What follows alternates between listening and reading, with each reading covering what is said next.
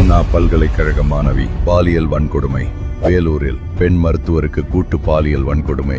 கோவை மாணவி கூட்டு பாலியல் வன்கொடுமை. விளாத்திகுளம் 12ஆம் வகுப்பு மாணவி பாலியல் வன்கொடுமை செய்யப்பட்டு கொலை. மதுராந்தகத்தில் 14 வயது சிறுமிக்கு கூட்டு பாலியல் வன்கொடுமை. திருவண்ணாமலை அருகே காவலர்களால் கூட்டு பாலியல் கொடுமைக்குள்ளான இளம்பெண். கோவில் திருவிழாவில் பெண் போலீசுக்கு பாலியல் சீண்டல் கொடுத்த திமுக நிர்வாகி. திமுக எம்பி கனிமொழி பங்கேற்ற கூட்டத்தில் பெண் காவலருக்கு பாலியல் சீண்டல். 16 வயது சிறுமியை தொடர் பாலியல் வன்முறைக்கு உள்ளாக்கிய திமுக ஊராட்சி தலைவரின் மகன். கஞ்சா போதையில் இளம் பெண்ணை கூட்டு பாலியல் வன்கொடுமை செய்த உதயநிதி ரசிகர் மன்ற நிர்வாகி. விருதாச்சலத்தில் 5 வயது சிறுமிக்கு பாலியல் தொல்லை கொடுத்த திமுக கவுன்சிலர். விழுப்புரத்தில் பெண்ணை மிரட்டி பாலியல் வன்கொடுமை செய்த திமுக நிர்வாகி. கோயம்பேட்டில் சிறுமியை அடைத்து வைத்து பாலியல் தொல்லை அளித்த திமுக நிர்வாகிகள்.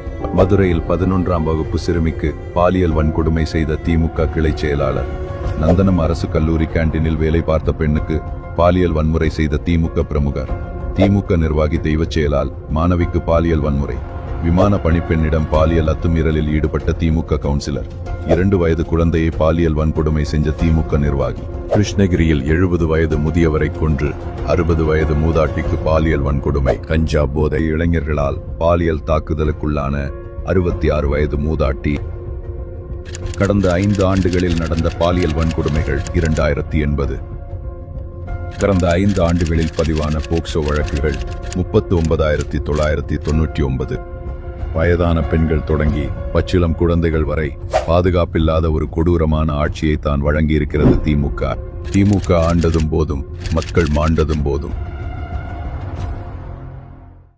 என்றைக்கு தேர்தல் வரும்? என்றைக்கு இந்த ஆட்சியை வீட்டுக்கு அனுப்பலாம்? திமுக ஆட்சியை எப்போது விரட்டலாம்?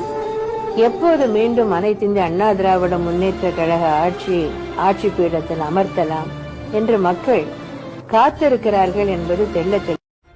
நமக்கு எது நல்லதுங்கிறது நம்ம மண்ணுக்கு தான் தெரியும்.